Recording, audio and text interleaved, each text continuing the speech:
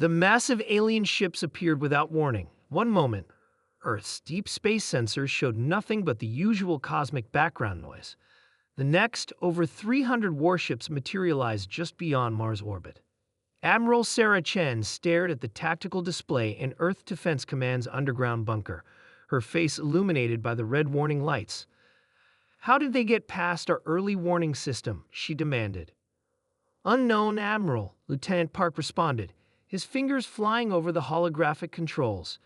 "They seem to be using some kind of advanced cloaking technology we've never seen before." The alien fleet's formation was unlike anything in Earth's military database. Their ships looked almost organic, with smooth, curved hulls that seemed to absorb light rather than reflect it. They moved with an eerie precision that suggested either incredibly advanced AI control or some form of hive-mind coordination. "Open communications on all frequencies," Admiral Chen ordered. Earth's combined defense fleet of 200 ships was already moving to intercept, but they were badly outnumbered. She needed to buy time. The response came not in words, but in action.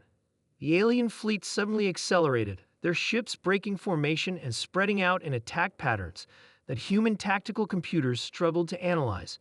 Energy weapons of unknown type lashed out, striking Earth's outermost defense platforms. Multiple stations hit. Lieutenant Park called out, "They're weapons. They're not just destroying the platforms. They're somehow converting the matter into energy and absorbing it." Admiral Chen's jaw clenched. These aliens weren't just attacking, they were feeding. Earth wasn't just facing an invasion. They were facing predators who saw humanity's civilization as nothing but a resource to be consumed. But if there was one thing humans had learned throughout their history, it was how to turn the tables on predators. "Execute Protocol Omega," Chen commanded, her voice steady despite the gravity of the order. "And get me Dr. Pavel at the Tesla Singh laboratory." The scientist's worried face appeared on a side screen. "Admiral, we haven't finished testing the quantum destabilizers. The theory is sound, but—" "Doctor, those ships are converting matter to energy. That means they must be using some form of quantum manipulation themselves. Will your device work or not?" Dr. Pavel hesitated for just a moment. "Yes, in theory, it should create a cascading quantum disruption in any system using similar principles. But Admiral, the range is limited. We'd have to get within their formation." "Leave that to me." Chen turned to her tactical officer. "Order all ships to execute scatter pattern Delta 9. I want them to think we're panicking." Earth's defenders broke formation, appearing to flee in disarray. The alien fleet, perhaps sensing easy prey, pushed forward aggressively. Their energy-draining weapons reached out, catching several human ships. The vessels didn't explode. They simply seemed to wither, their metal hulls crumbling as their very atomic structure was converted to energy and absorbed. But this was exactly what Admiral Chen had been waiting for. "All ships, execute maneuver Thor's hammer." The scattered human fleet suddenly moved with perfect coordination. What had appeared to be a panicked retreat was revealed as an elaborate trap. The Earth ships had formed a three-dimensional net, and now they contracted, surrounding a large portion of the alien fleet.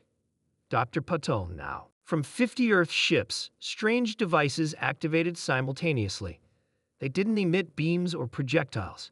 Instead, they created a peculiar distortion in space itself. The effect was invisible to normal sensors, but its impact was immediately apparent. The alien ships caught in the field began to shudder. Their smooth hulls rippled as if suddenly fluid. Their matter-to-energy conversion technology, now disrupted at the quantum level, began to work in reverse. "It's working," Dr. Patel exclaimed, their own technologies being turned against them. The quantum destabilization is causing their energy absorption systems to backfire. Admiral Chen watched with grim satisfaction as the trapped alien ships began to break apart, not through explosion or conventional damage, but through a fundamental disruption of the principles they operated on. It was like watching ice melt, if the ice was also somehow folding through dimensions that human eyes couldn't quite process. The remaining alien vessels, those outside the quantum disruption field, attempted to retreat, but humanity had learned from centuries of warfare.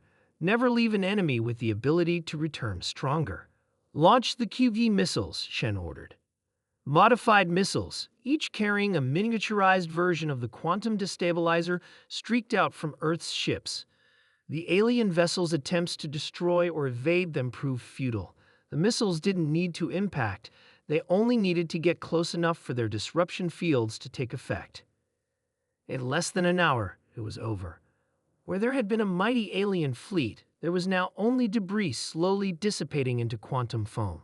Earth had faced its greatest threat and emerged victorious, not through superior numbers or conventional firepower, but through the uniquely human combination of scientific innovation and tactical deception.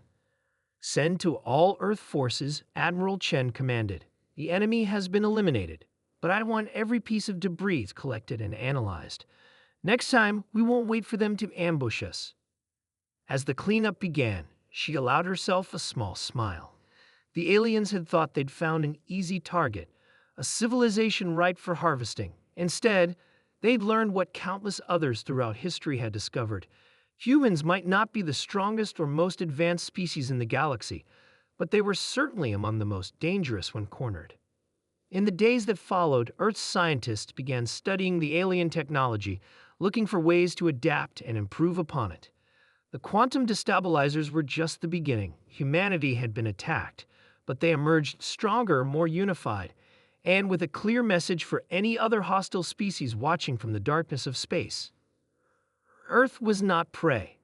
Earth was never prey, and any predator that forgot this lesson would learn it the hard way. The end.